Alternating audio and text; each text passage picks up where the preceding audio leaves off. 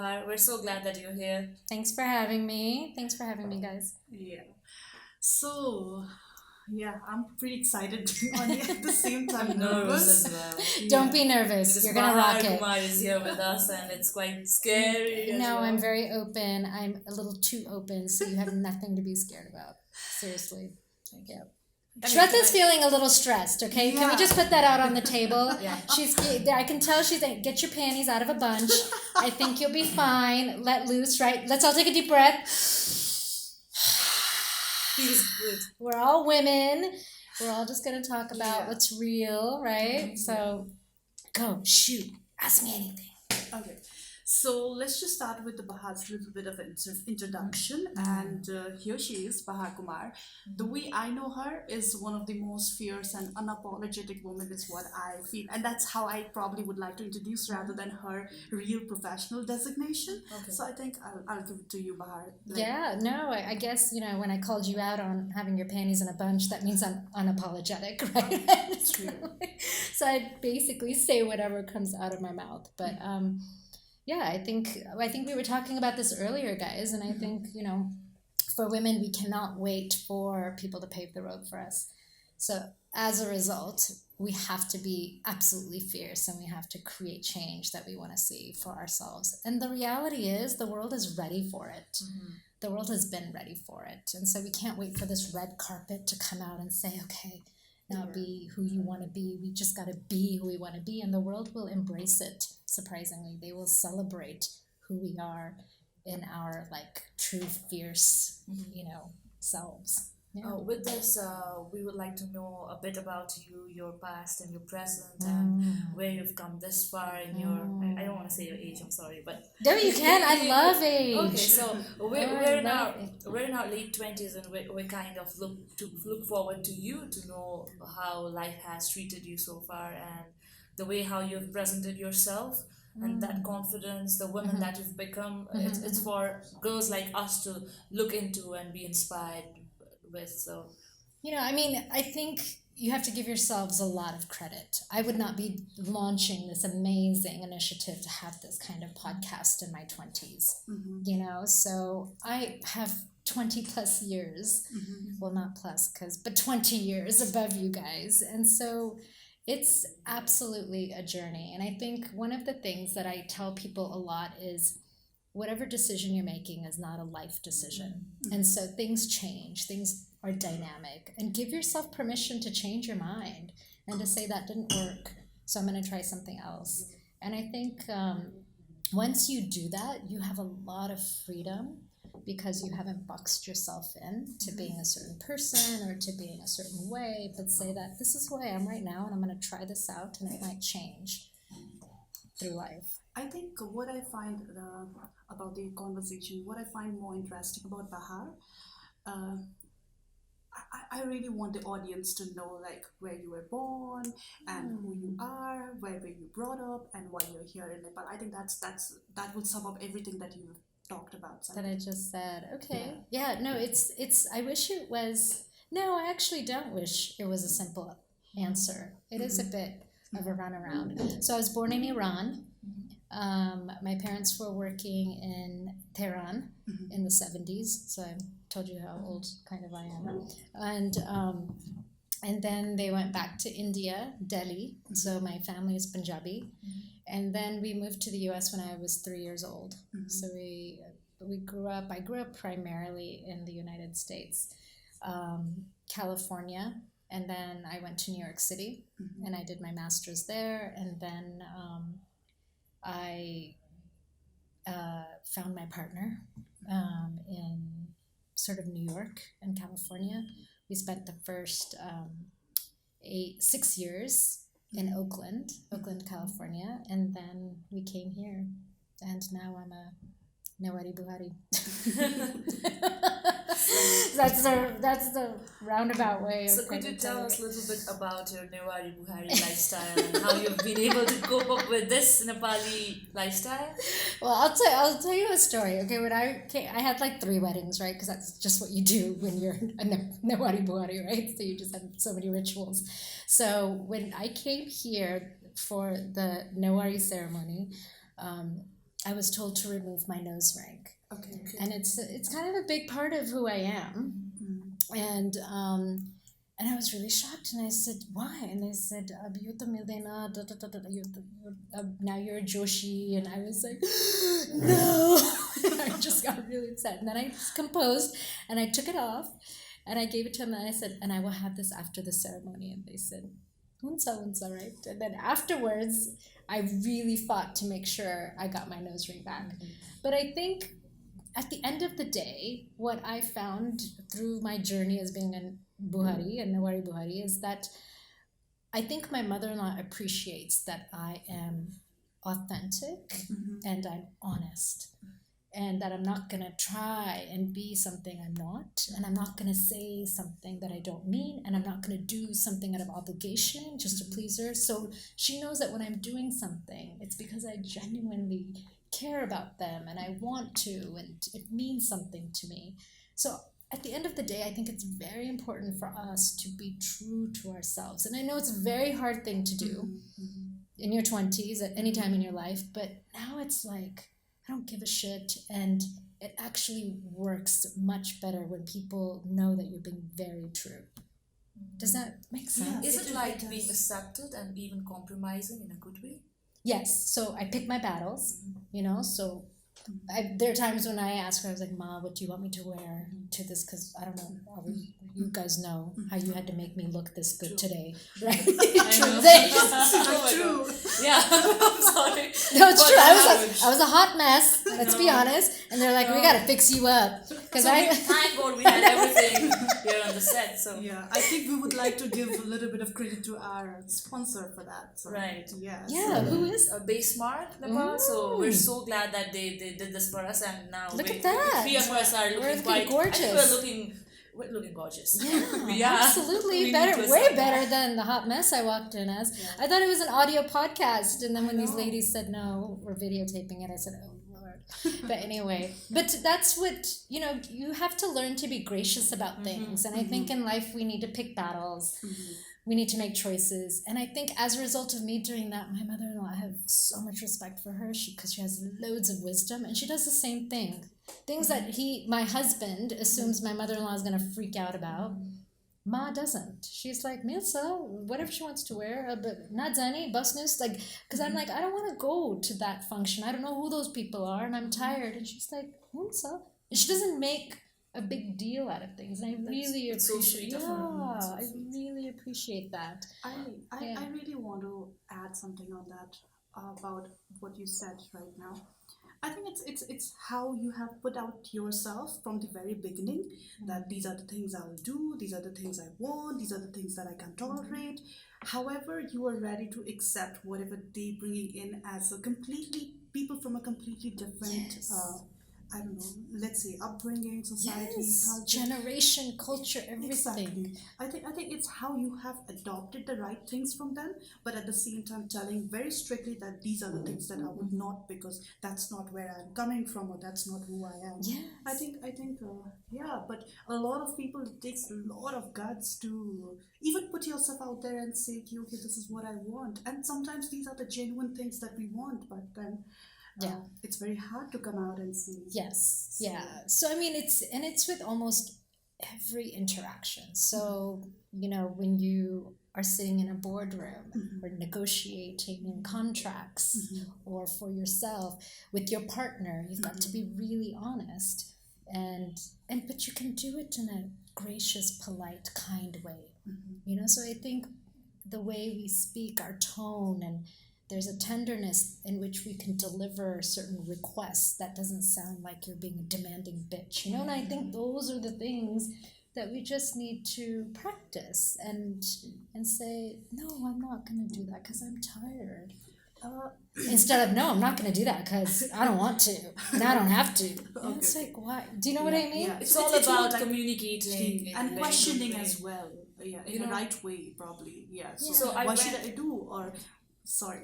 No, there's no sorry. No. I went through this video. It's about Japanese martial arts, and they call it Key Aikido. And there's this exercise where you are taught how to, look from the point of another person's view. So whenever you have conflict, don't point fingers. Instead, you just take a step back and look from that person's point of view. And once that person is convinced that, okay, she is in my side, and then you can always come up and tell what you're going through or what your issues are. I think that's the way how you have negotiation or you communicate in a healthy But at the way. same time, Aparna, I think to add upon that, I also believe that the problem that we have in our like day to day, all the goals that we have, a lot of aspirations and ambition, and we are not very vocal about it, even with the parents, with the partners, the boyfriend. It comes down to the fact that in Nepal, while we are raising girl, or when a girl child, so we are treated differently at home as well. So not in my case, not probably To be honest, not in my case. Yeah, as not well. in my My case. brother and I was like But- treated equally. I but- never felt like I'm a daughter and I have like certain kind of obligations. I was like, even like working in kitchen, helping mom or anything, I was like equally treated. I thought I was a son for quite a long time. I was like, okay, I'm just like my brother. I didn't have. But to I feel that think way, so. in a later stage, the society will put that I on know, you. right? It's not your parents. I mean, it's the same case for me as well. Like my mom and dad would always appreciate me talking about it or me being myself.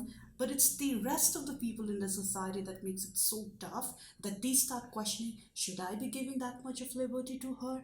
Because you get it, at the end of the day, there's so much noise around, and it's a lot of problem comes from that place as I well. think this is because of fear of judgment. Fear of judgment by the society. Even our parents need to go through that. Relatives, they come and say your daughter is doing this, that.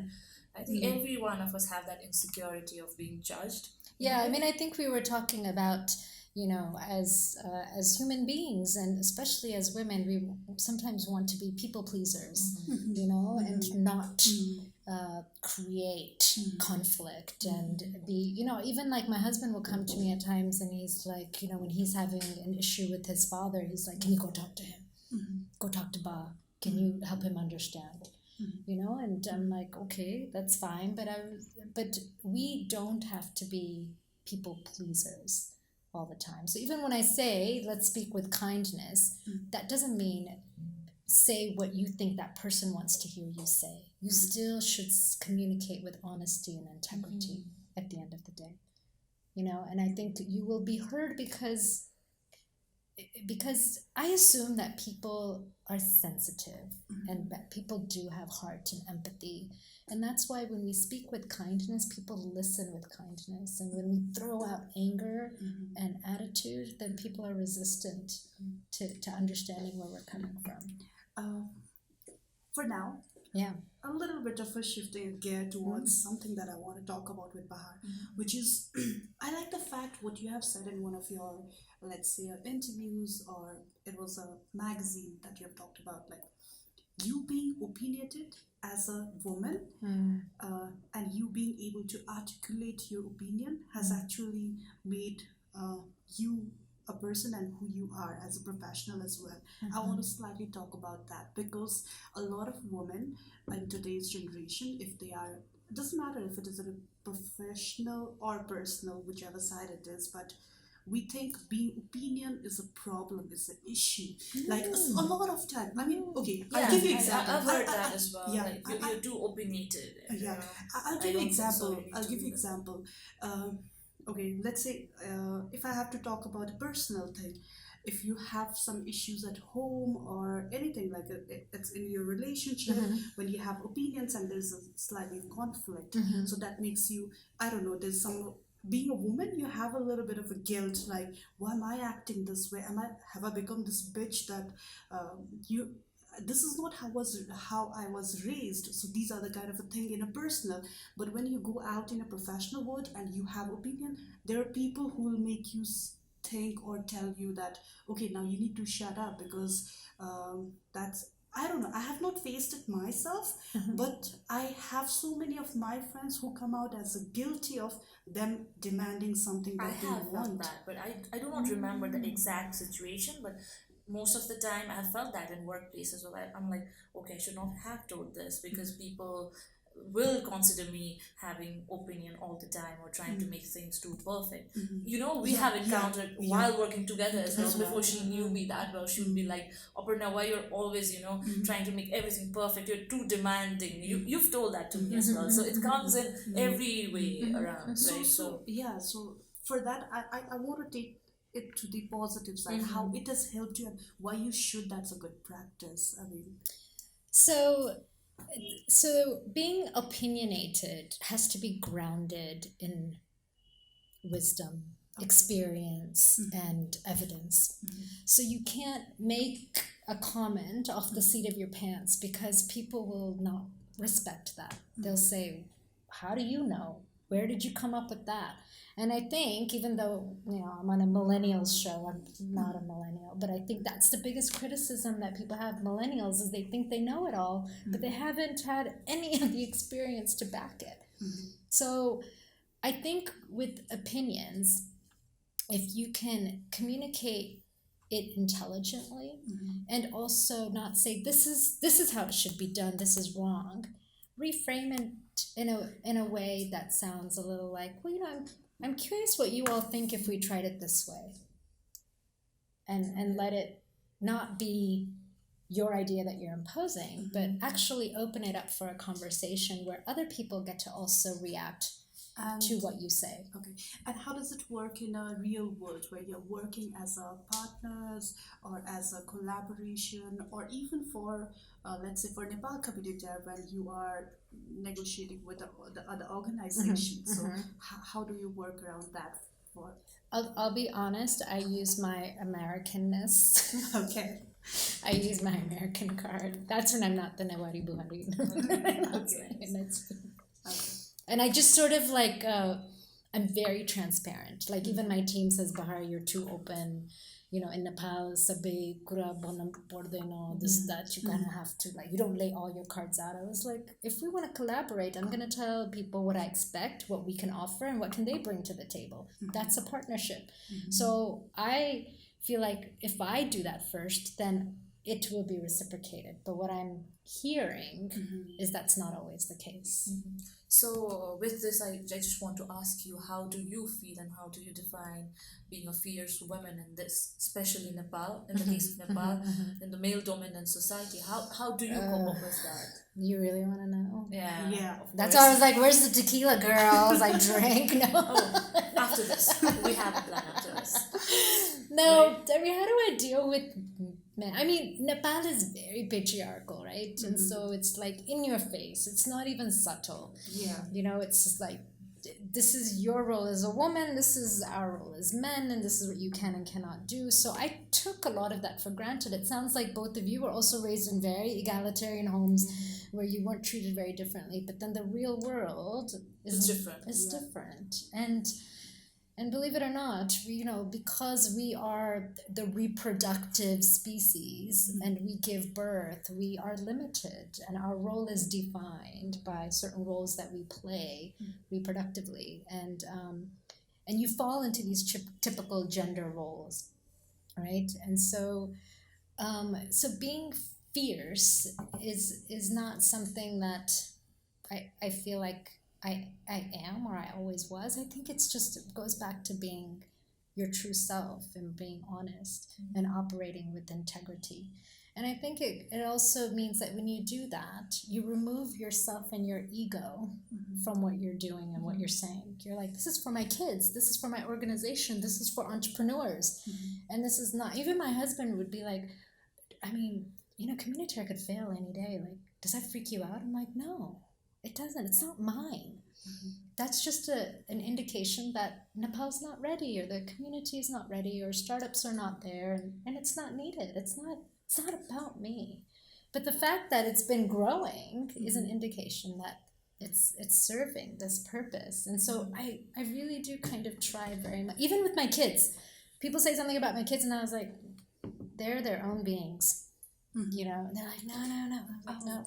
I can't take credit. So I like to add something upon that. So someone, I don't remember when, but someone told me that regarding this thing of you being attached, and you can easily detach yourself from things, organization, people. So something like this, which actually blew my mind. It's like you are born through them, you don't belong to them. So that was the thing that was like, I mean, like, how could that possibly a person can tell me, like, okay, you are born through your parents, but you don't belong to them. So you're here to do your own thing.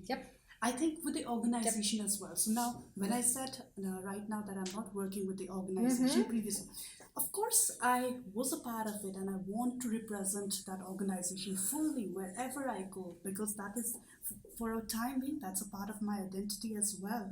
But when you have things that you want to do, then probably you detach yourself in a, I think it's just beautifully you do that.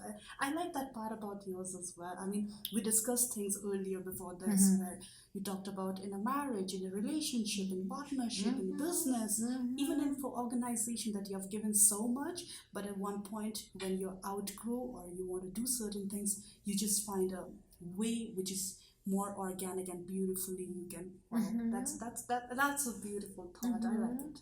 And you don't feel guilty. Exactly. You don't feel resentful. You don't do it out of anger, but you do it, graciously. And people take space where you are taking another space. And so even within our organization, there are these amazing women that are stepping up as leaders. And that's what it should be. Yeah. In that, I think a lot of people, I don't know why, but I want to bring into, even in entrepreneurship, a lot of time, people are so reluctant to leave that place. Although they have outgrown of that space, they know they belong somewhere else, but the fact that, like, no, this is mine, I have worked so hard, so it's like, no, I'm not ready to leave it, and they're not giving their 100%, but they're still at that place and not serving the real cause as well. So I think that's a beautiful thought. Okay, let's move on to something else. I want to know about a little bit of a personal thing, which is more like in a relationship. How does it work for you? And probably we can talk about us. I don't know. Well, before that, I just want to know, how have you been able to, balance your work and your family life? Yeah. You consider yourself as Newari Buhari, right? A really bad one. No. Okay, I'll just put it out there. Not a very good one. But then I just want to know, and this will be quite a good outlook for millennial women in Nepal as well, balancing their family and balancing their work as well, and how do you keep that quite in a balance? Yeah, and it actually links to Shweta's question about, just marriage and partnership in general. And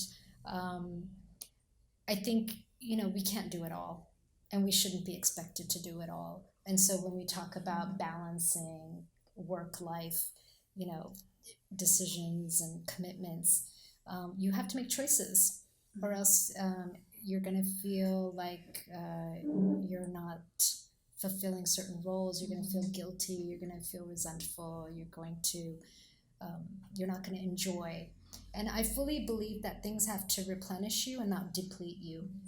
And so as a result of me being able to do, anything that requires a lot out of me, I ask for help. And I think we just need to be able to ask for help. And if we can, then it sets us all up for success. So for example, when I decided to give 200% to Communitere, before I made that decision, I had a very deep conversation with my partner and said, look, I want to do this. And if I do this, then you need to be the flexible parent. Can you do that in your career right now? And he said, yes. He goes, you've been doing this, all along. I can do that. And I said, really? Yeah, you will, right? And he was like, yeah. And I was like, okay, great. And it's true. Like the kids, rely on us equally. My in-laws rely on us equally. We both figure out who can take who to the doctors or who can do dinner. We plan, we talk to each other, who has a night meeting. So I'm here tonight. He's, going to do dinner with the kids. And there's no judgment. There's nothing around that. And I think if you as a couple have that, nobody else should be able to destroy that. So whatever my mother-in-law or father-in-law would say, they know that they can't destroy. We've got this figured out. And the kids too, like they get it. Like your families get it. So ask for help. But I'm also very, very lucky. So, I don't have any family here of my own in Nepal. So I don't have my Maiti. I don't have any of that. But my husband's family is so amazing. I have 6 Panjis and I have 3 Amajus. They're always to help, always, because they just know that my kids don't have that and I don't have that. So I feel extremely blessed and very fortunate. I have an amazing family. Yeah, so you were asking. No, Yeah, I'm just okay. curious. Okay. I'm sure you've made a fearless, bold, Yeah, courageous so- life decision. Regarding your course- relationship. Of course, I have. I don't know if I should be putting it out on a camera or not, but I think the biggest turning point of my life is or was, I don't know how to put it across, but growing up, I always have seen myself doing things that I really want and want thing that makes me happy. Where I was in one point where my family wanted me to get married, and I went ahead and just said that I don't. And this wasn't just a marriage, but it was like the perfect guy, the perfect family, everything that was Arranged for you. arranged for me was not something that probably I have imagined while I wanted to pursue things in my life, right? And it just happened in a way where yes, I have to call it off, and yeah, it was kind of a very scary moment, and it took a lot of toll on me. I think by that time itself, less than a month with that incident, my one of my best friend committed suicide as well. So it was completely a 3 months of a time where I was constantly going round and round on that, and it was so hard for me to come within my family and friends, and I don't know, it was definitely not a time that I would like to recall at all. But the fact that I took that bold decision not for any other reason, but I couldn't imagine myself for all that arrangement that was done for me. So yeah, I don't know. We probably might want to keep this or not keep this in the audio, but that's for me, I think, was a big challenge. So Yeah, but I think what it highlights is that when you're at your lowest low, also it, because I see you in a phase now where you're really both of you, but I just met Aparna, but Rishweta, I see you sort of on this discovery of yourself and wanting to try things and be really, so in some ways, I think we were talking about that, certain things have to hit rock bottom. yeah. And we talked a little bit about marriage, and for the longest time, I would tell a lot of my friends that, you go through your ups and downs with marriage, and I would be like, you know what, I don't know what you're talking about. It's so easy. It's so... There's no drama between me and my husband, and we even had a child with special needs, and that didn't really test our marriage. We really had a good thing going. And then we moved to Nepal, and this really tested our marriage for a variety of different reasons. And I lost both my parents during that same time, about 5 years ago, and it was deep loss on so many levels. And I became a mother again, and being a mother is isolating. It's not all flowers at all. It's like you're nursing, you're alone, you don't have as much community. It can be lonely being a mom. And so there was a lot of deep loss that I was going through, but as a result now, there's this renewal. I love the color yellow because it's bright and it's golden and it's forward thinking, and I do feel like we do need to have our stories of deep loss and grieving, but out of it comes exactly what you said, these beautiful awakenings of this is what I'm supposed to be. And what's really wonderful is the whole world sees that. Your parents see that, your friends see that, and people come together and say, yes, let's do this. So you're being your true self. I think with this, I think we have come to the. No, we have a story to be told by her. I'm Oh, waiting for did that it? story. Oh, really? Yeah. You remember? Okay, Yes. I think it was it's a story about like fate and mysticism in some ways. So before coming to Nepal, we went to get our auras read. So do you know what that is? It's a clairvoyant. It's someone who can read your future. Oh yes, Okay, I got okay. it, right. Yeah. So they sit with you in a room. They're not Are looking they at the your palms. psychics? Yeah, they are, but they're called clairvoyants, and so they read energy and all this stuff, right? So they can just see all this stuff, and so I'm sitting in this room, and these people tell me everything that's gonna happen here, like, and I'm blown away.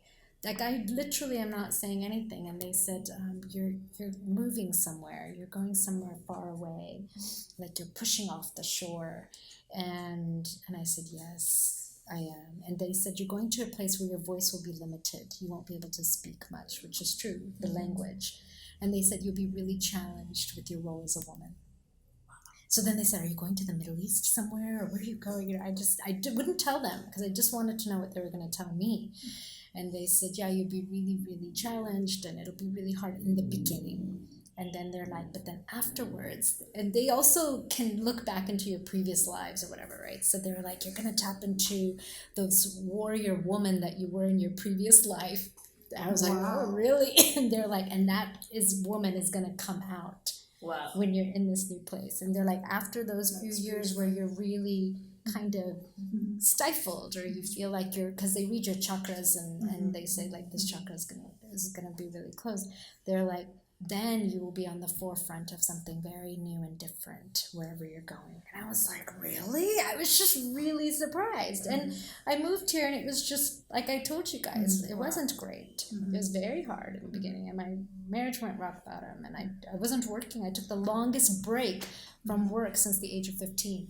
Wow. I was working since the age of 15 because that's what you do in America. And here I had my daughter, and I was like not working for 2 years, going back and forth, taking care of my parents, watching them pass away. And then it unleashes, right? Then this part of you unleashes. And so I look back at that, and I always ask my husband, "Do you remember? Do you remember that reading?" He's like, "Yeah." Wow. I wish I could go to someone like that person, maybe. Yeah, I mean, Nepal actually has a bunch of this amazing energy that, pulls people together. Okay, But I do believe in that stuff. In that case, something that I remember about her, that it wasn't. Oh my wasn't- god. Yeah. Do we need to say that? I don't know. Yeah, maybe. Regarding a Jyotish? Yeah, actually. Yeah, no. My mom and dad went to this Jyotish, Huh. and they just showed my China, right? We have that birth chart and Yeah, everything. And I wasn't even planning about doing a podcast or even doing any talk show. I was just doing my master's, and I was trying to complete the thesis and everything. So my mom called me, and she told me that, you know what the Jyotish said?